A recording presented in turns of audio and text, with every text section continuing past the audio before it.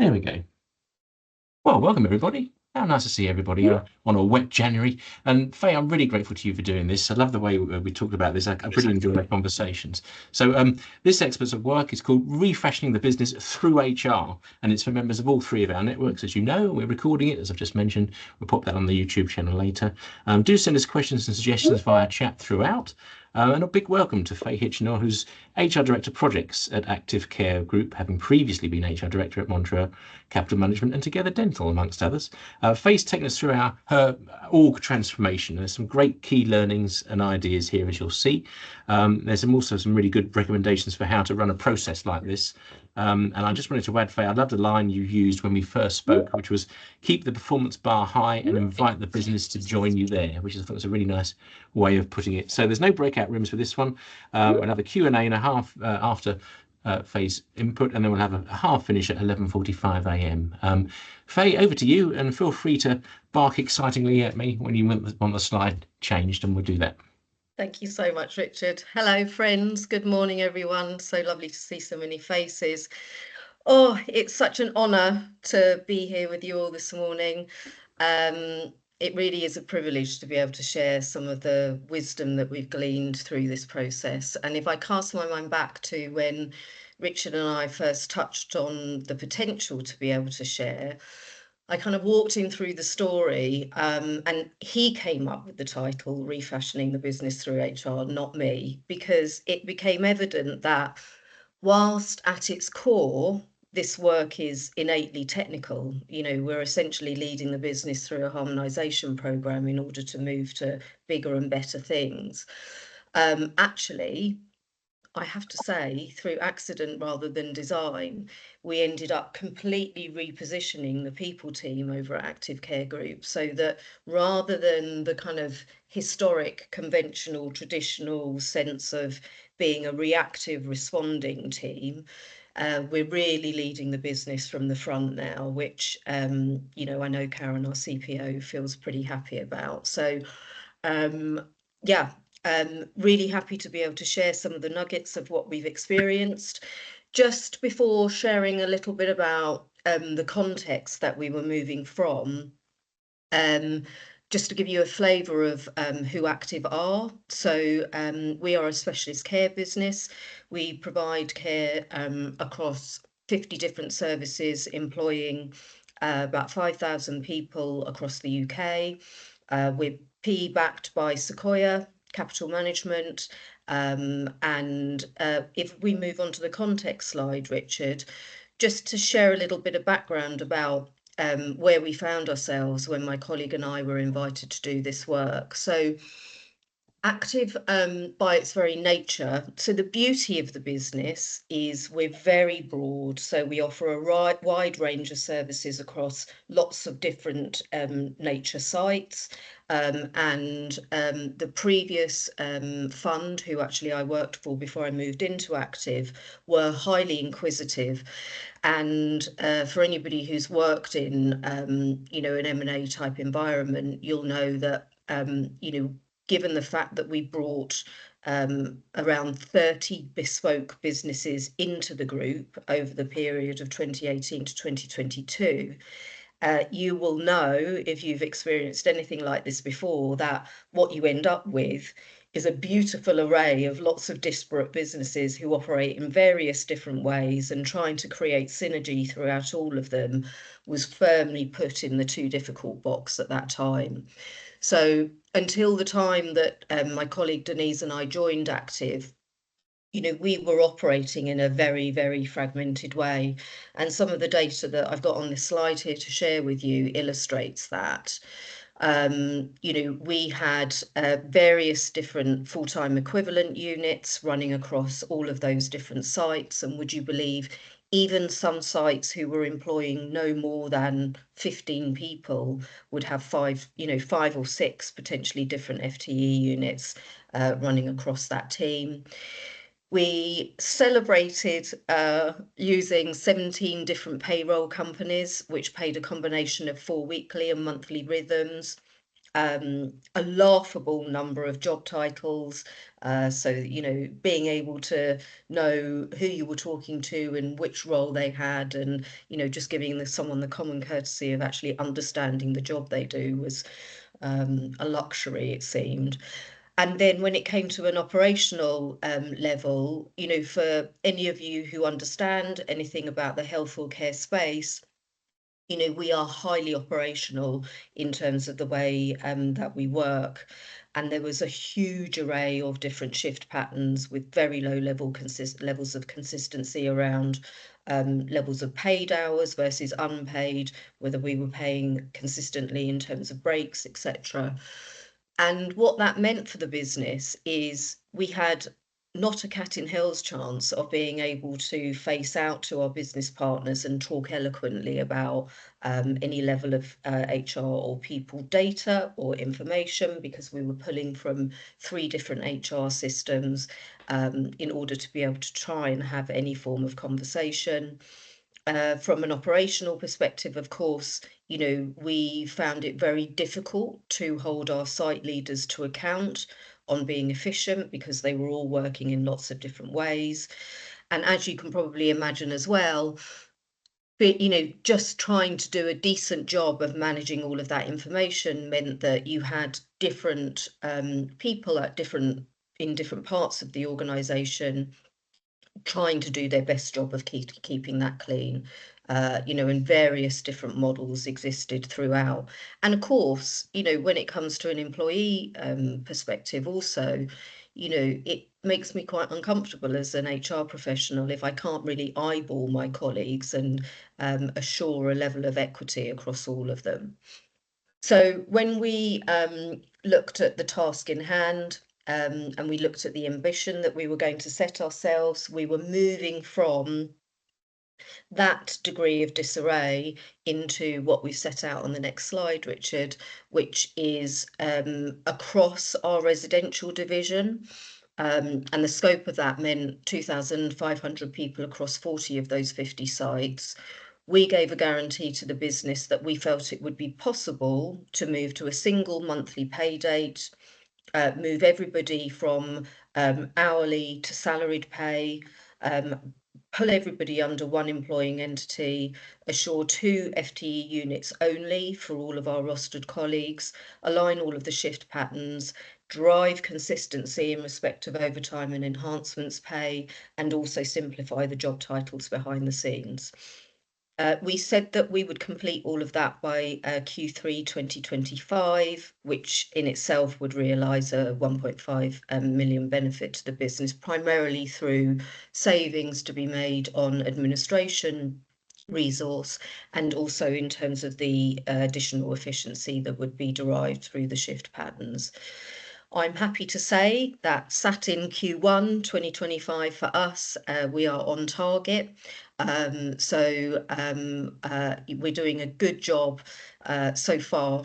I didn't count my blessings too soon. And we've taken we chunked the work into 3 phases. We've taken two of our parts of the business through that change already, and we've left the best till we last with the big crescendo with our 3rd phase, which is what we're in at the moment. If we move on to the next slide, please, Richard. So I don't know how I'll answer that for you, Hazel. I don't know how all of your brains work. It would be lovely to understand that, but the way that I tend to face into challenge and change is try and agree a sense of principles by which we work to, and then move into actually what we think that looks like in terms of delivery. So the principles that we set out to achieve were, as is the case with any kind of complex work, there is a fine art of balancing, your focus on what's right for the business and keeping your eye on that prize, and also, being quite sure that we drive that success in tandem with doing what's right for our people. And as Richard made the point at the beginning, I got a bit of a shock when I joined Active. So I've been really fortunate to have worked in some fairly sophisticated businesses. And just to answer the point that the question that you raised, Hazel, I work with one direct report to drive this change through the business. Hazel's face, I can see you. So I work with one direct report, and the model that we use, which I'll talk a little bit about as we move forwards, is it's like we've created a bit of a centre of excellence, and then we work with the operational team to land the change as we go throughout the organisation. It's really important, and we have to remind ourselves that in any change like this, and for anybody who's done any form of harmonisation or standardisation work, there will always be winners and losers. So part of our job in that centre of excellence is to be able to very clearly and as quickly as possible draw on data to be able to call those out. And we do that by being very intimate with our data. So as we engage with a part of the business on what we anticipate the change meaning for them at a top line level, we also use that data to really be able to drill down into, as you would hope and expect, having the capacity and the capability to be able to have a one-to-one conversation with people about what that means for them. Now, what's really interesting is that in Active is we're under some pressure from a top line performance perspective. And so we are running this change through the organisation at a time when there's a whole host of other stuff going on. And one of the slides that we come to in the later parts of the deck will speak to that.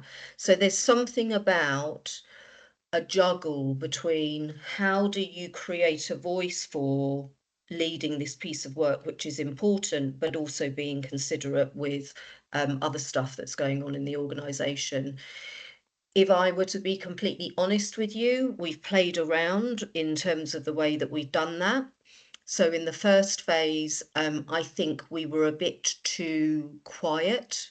And we tried to lead much more firmly from the HR perspective and gave the site leaders a bit of an easy ride. The impact of that and the learning that we experienced with that was when we then went to go live, there wasn't perhaps as much intelligence and understanding of what the impact of this would be. So we kind of changed our tact a little bit as we moved into the second phase.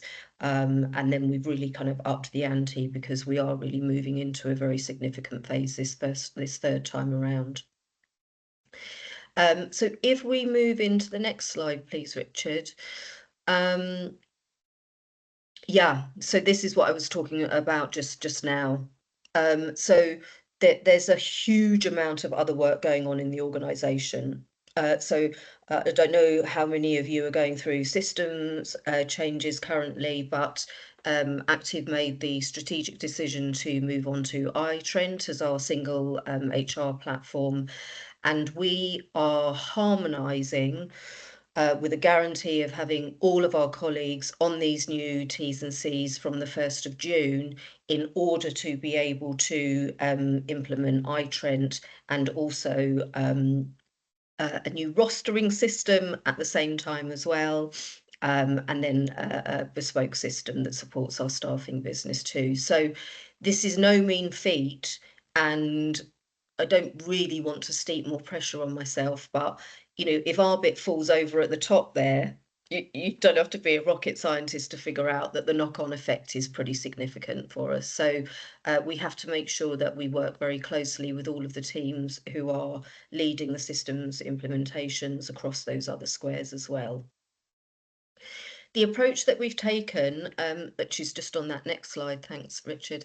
So yeah, I'll never forget the moment where we concocted our approach, and we thought, okay, so this feels like a reasonable way to go about this. And as good HR professionals, we felt a bit of a duty to check in with the lawyers. So we did that just as we moved into our first phase. And I will never forget our legal advisor's facial expressions, because she looked at us and said, do you really want to do this? Like, this is like a big piece here. And we said, well, we don't know, Holly. Do we want to do this? And she said, okay, I think we should, buckle up and go all out. So that I can't say that inspired me with confidence, but we'll talk a little bit about that more when we discuss the learnings. A massive piece for us has been about, I never dreamed I would describe myself as a data geek, but we've had to really do a very deep cleanup exercise in terms of the data that's held on our current systems in order to be able to move that to the new ones. And, that's not only a tech piece, but for me, it's also about, we just had a call this morning and we were liaising with one of the sites that were taking through this third phase. And, what I was saying was, it's really, really important for us to understand what our starting position is in order to be able to have, an eyeball conversation with a colleague and give them the respect that they deserve by at least having their data right in the first place. We decided to create a blueprint, which we would then spin off and adapt to the different phases as we went. And whilst all of that is pretty clunky work, of course, the biggest piece is we, of course, have a statutory responsibility to consult collectively. So we've partnered with an external organisation who've helped us with the employee rep nomination and election process. We've partnered very, very closely with our operational colleagues at all levels in order to be able to take them with us. Tech team, as I spoke about on the last slide, payroll, obviously, because whilst we're not harmonising rates of pay, the way in which we pay our colleagues is changing significantly. Of course, our TA and onboarding teams are an integral part of this change process also, because we've got to make sure that as we're recruiting new people into the business, we're speaking accurately about the T's and C's on which they will join. And our HR admin function sits within part of that team as well. We don't have recognition agreements with any English sites, but our Scottish sites, we have 2 sites up in Scotland, and they have members of the GMB. So we will be including them in our collective consultation as we go into this third phase as well. So a fair bit of juggling going on, and of course making sure that our CPO had everything that she needs in order to be able to take her executive team with her. It has been tricky for us to educate and develop some of our site leaders. So our sites range from employing 400 people at their biggest, and then CPO, Chief People Officer, sorry, Matt. And some of our sites who are very local may only employ 20 people. So you will gather that the degree of sophistication that exists in those smaller sites is much lower. And so our engagement approach has been adapted to take that into account.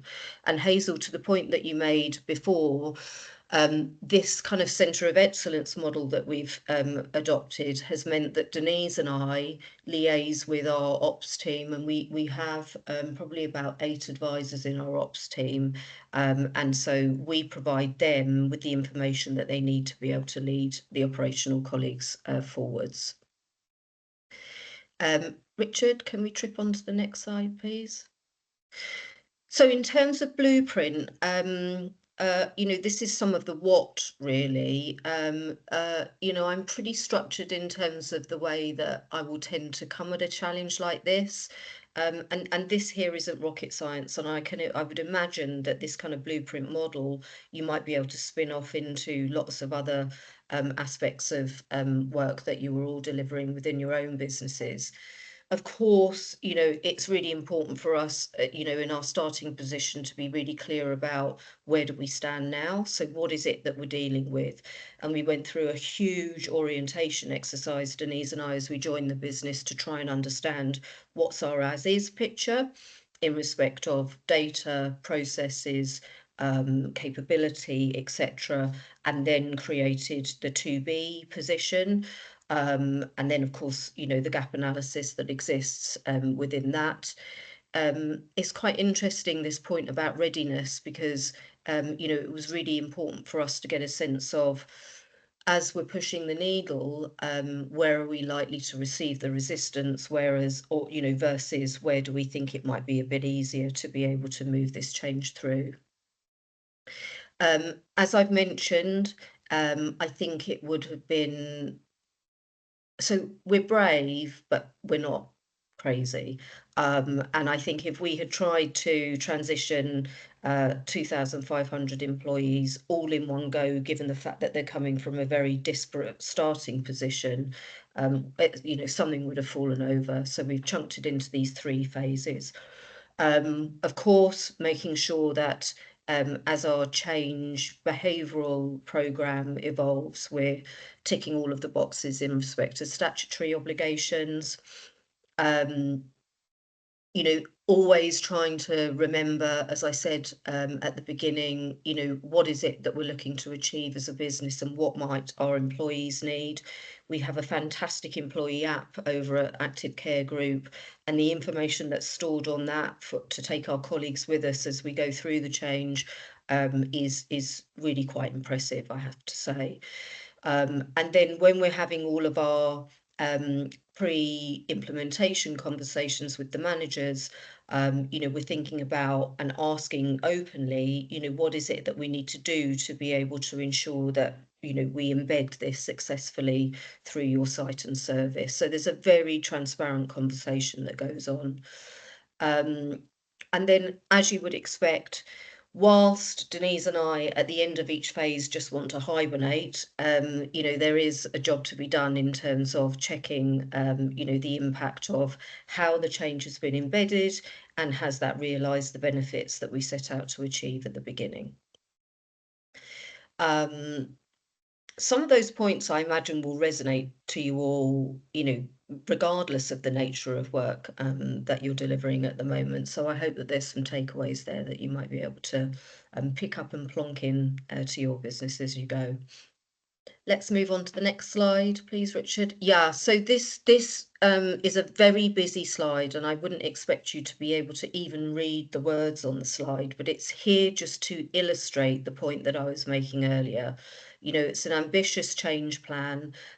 Each piece is interwoven, and we held a session with our phase 3 leaders the week before last, where we took them through a rather glorious deck, which, and to be honest, one of the main purposes of getting all of these people together was to be able to land this message as to the scale of change that was coming along for them, so that they could create space for that in their businesses.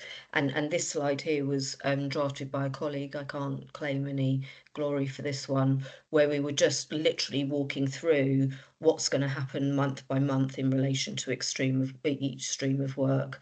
And what Claire also did was another slide where she called out what the impacts would mean by kind of audience, if you like. So very much trying to take everybody with us as we go.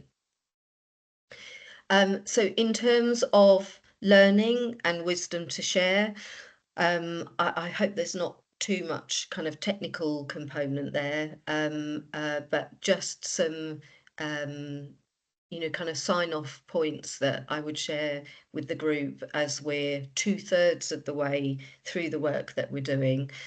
I think Richard quite likes this first point here about courage running deep and can sometimes be perceived as insanity. So not only did the lawyer look at us and say, are you mad? Do you really want to do this? But also our chief people officers, had several conversations with us at the beginning of this work, and sort of danced a little bit as to how brave we were prepared to be.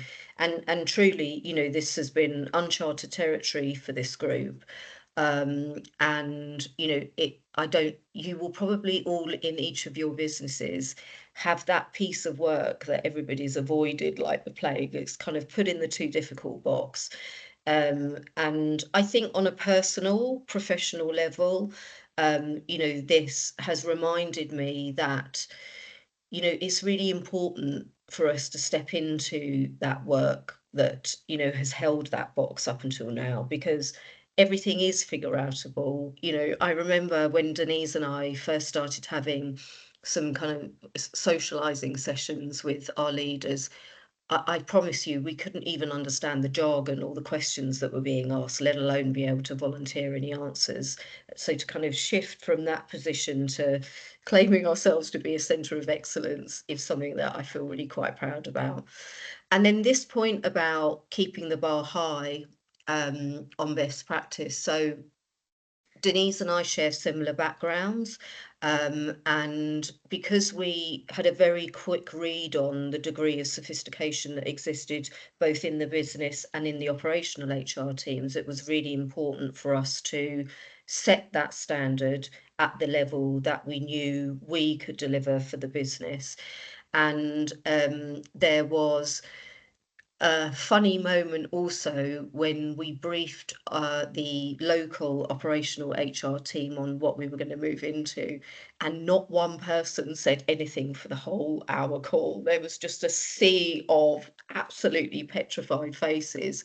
And if you wind the clock forward now, it's such a joy to see these sometimes relatively inexperienced HR advisors owning the work, taking the sites through it. I mean, you know, if you don't get a kick out of that, I don't know what will do it for you. And then the approach is quite simply, I don't want to say rinse and repeat because that sort of doesn't do it justice, but you know, we have the blueprint and then we adopt and adapt by phase.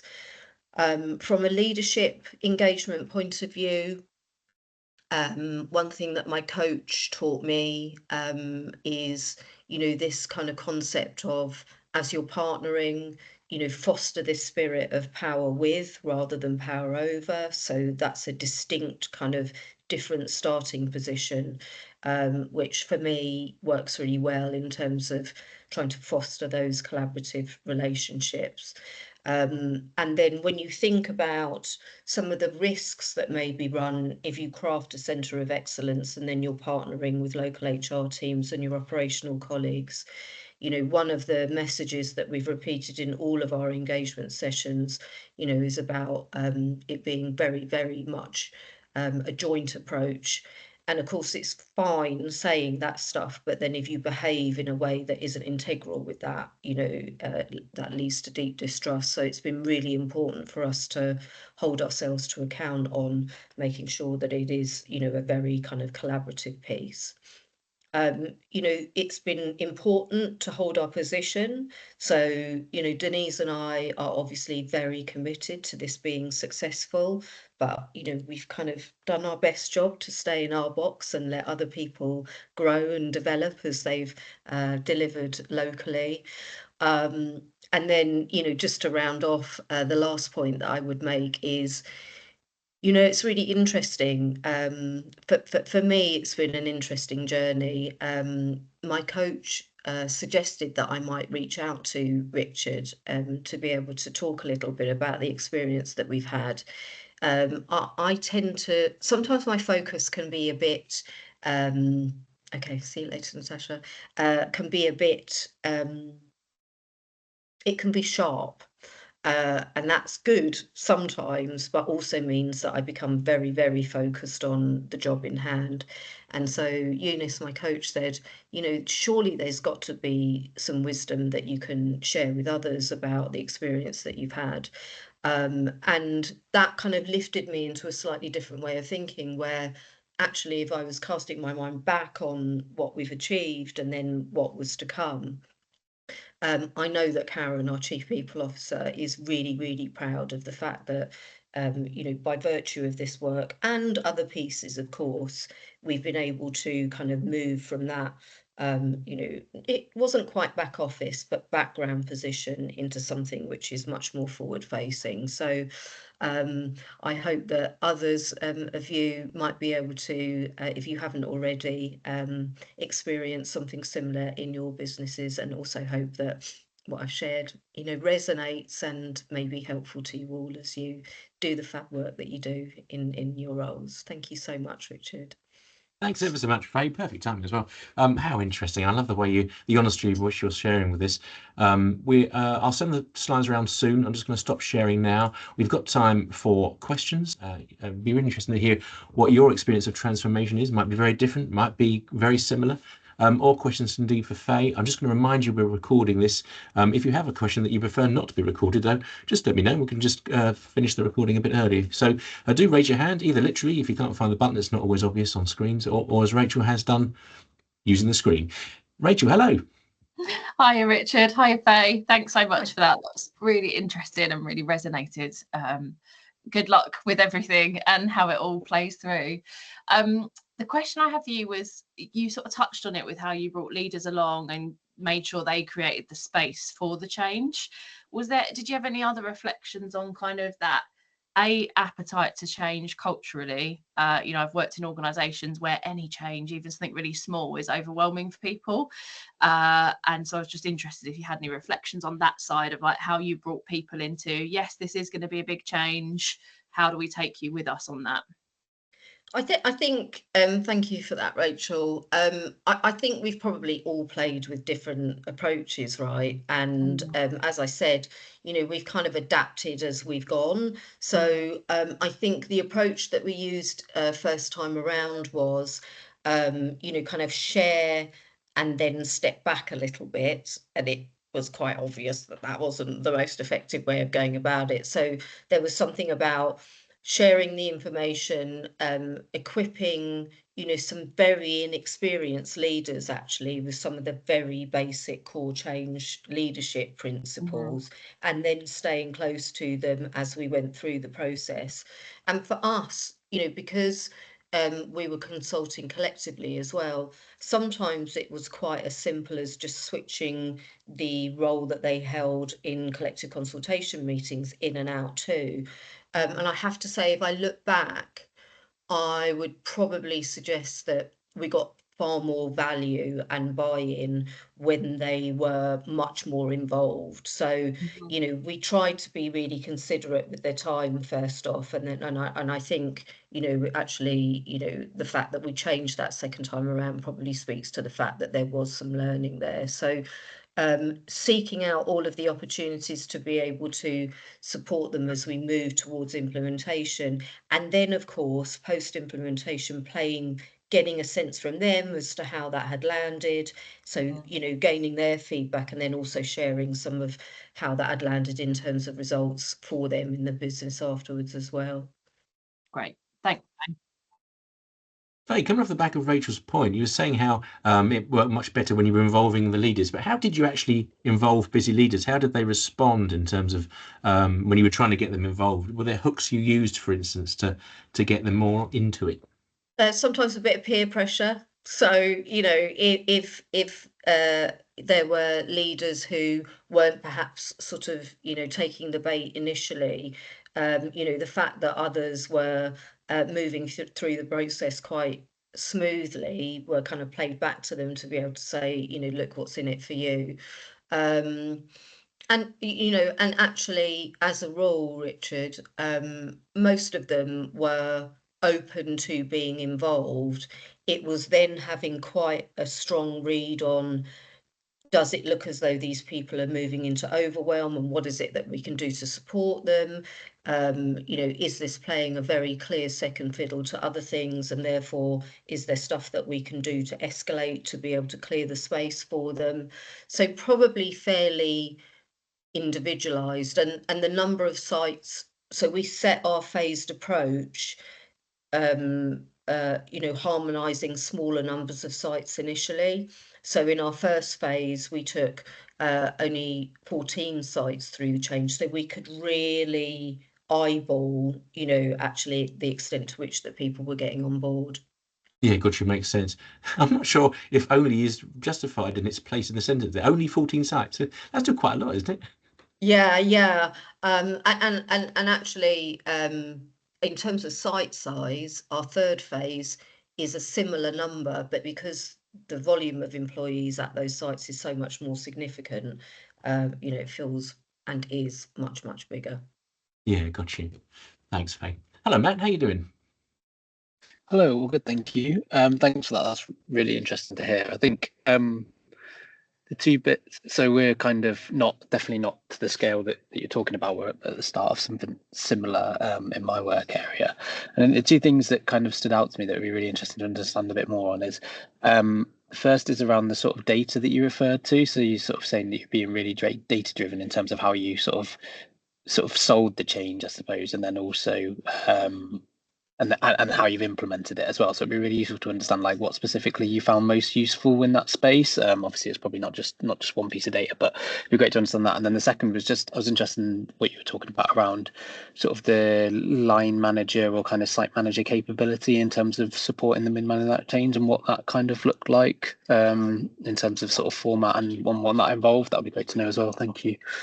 Yeah, happy to, Matt. From a data perspective, I guess there were two pieces really. So because we're moving from various HR platforms into a single platform, we had to mine data in respect of the employees who were impacted. And what we chose to do was, really actually do the best job that we could of, in terms of all of the different elements that were changing, pull off a very clear as is picture and then map that to the proposals that were being made. We really have become very protective of the data because we obviously needed to try and to keep it clean as we were going through the process. And then the other big part, which you would anticipate in anything like this, is what the financial and commercial modelling looks like behind the scenes. Because, if you're changing T's and C's at an individual level, you multiply that by the 2,500 people involved, and, there is a very strong commercial impact. So, as we made proposals and then agreed to certain changes being made, we had to make sure that we were using that financial modelling as a conscience behind the scene so that that didn't erode some of the benefit that we said we would set out. And then I think in terms of the site manager capability, we weren't overly scientific with that. So, I think Denise and I are experienced enough to have been able to take a pretty accurate read, first off. And then it was really just, being very, holding various degrees of intimacy with managers. So, we were very kind of mindful of where we could read quite easily that they were going to struggle to either create the space to do it or to actually physically support their teams, in which case we then made sure that we loaded up with more support through the HR advisors within our operational team. So it was kind of, there's some structure, but then also some flexibility as well, if that makes sense. Yeah, absolutely. Yeah, that's really interesting. Thank you. Is there elements of that you can take, do you think, Matt, for your work that you're doing now? Yeah, I mean, it's something that we're already considering in terms of like the sort of line manager capability, because obviously that'll be an integral part of leading through that change and having those more kind of one-to-one conversations, obviously with staff to understand the impacts and particularly in the consultation phase and sort of outlining what we're going to take them through. So I'm just beginning to think in terms of what that might look like in terms of like actual format as well as kind of content. So yeah, but it's a good point in terms of it's made me think in terms of like, do we try and do like a bit of a baseline sense check of like a sort of survey in terms of confidence of managing these kind of things, and then we can kind of pitch the sessions accordingly, or like you say, maybe we need to be a bit more focused in particular areas as well, and give them even more support than what we're originally planning. Yeah, that makes sense. And actually something else that's just sprung to mind as you were talking there, Matt, is the way that, so I've always worked in very kind of purpose-led, service-driven businesses. So I've kind of got that whole, do what's right for the customer. You kind of slice me in half and it's in my blood. So, regardless of job titles or status or whatever, I see Denise and my reason for being inactive to serve the business to be able to enable this change. So what we do is make sure that we essentially operate as the engine. So when our managers are leading or supporting some of these, quite challenging at times collective consultation meetings, we make them, we prepare them in a way where simply all they need to do, Matt, is show up and lead those meetings. So they have everything taken care of them behind the scenes, so that they've got all of they're equipped to be able to simply hold that space. And that sounds like obvious, but actually it's been a real gem for us, because we then sort of hold a degree of control centrally, and they just don't need to in terms worry. of what's They just being rock said. up. Yeah, exactly. Yeah. Okay, no, that's really useful. Thank you. I think it's those bits often of these kind of changes. Obviously, like I said, completely different scale to what you were working on, but like it's those smaller elements of, like you say, those kind of prep documents and stuff like that. That sort of the broader kind of overarching timeline and what needs to be done is a lot more straightforward. It's those sort of smaller bits of work that we'll need to prep for. That are the bits that are really useful to understand. Thank you. Pleasure. Thanks, Matt. And just to finish, Fay, tell us about Denise, because before the call we were saying, or you were saying, sorry, you've got very different styles. So I thought our members might be interested to hear about how you see each personality working, I guess, between the two. Yeah, I was saying to Richard, we were talking about me potentially inviting some people who'd spoken at one of Richard's events previously into Active to do some work on values and engagement, and we were reminiscing that the two guys who shared were very different in terms of their styles, and I said, oh, it's exactly the same with Denise and I mean, she is literally my partner in crime. She is everything that I am not. So I mean, she's good fun. I'm good fun as well, like most of the time, but we have a right giggle together. I trust her implicitly, and our thinking and delivery styles are very different. So I like to think forward and embrace kind of concepts, and she is an absolute devil in the detail. So she is very proud of her OCD nature and scoops all of the detail up, and can't answer some questions which I can, and vice versa. So it's absolutely a work marriage made in heaven, and I would not be without her. So I cannot speak about this without giving her a massive shout out as well, because she's just marvelous, and that very much embraced that difference. Exactly. Yeah, proper double act. Lovely stuff, Fay. Really appreciate it. Thank you very much. And we obviously all need our own diseases. So thanks ever so much for coming. Fay, thank you so much for delivering so interestingly. Do hope that was useful for everyone. We'll see you again soon. Peer conversations coming up and more experts at work too. Fay, thank you again, and do leave us some feedback. Fay, stay on the line and we'll see what the feedback you get is. See you all again soon. Thank you. Thank you, everyone. Thank you. Thank you.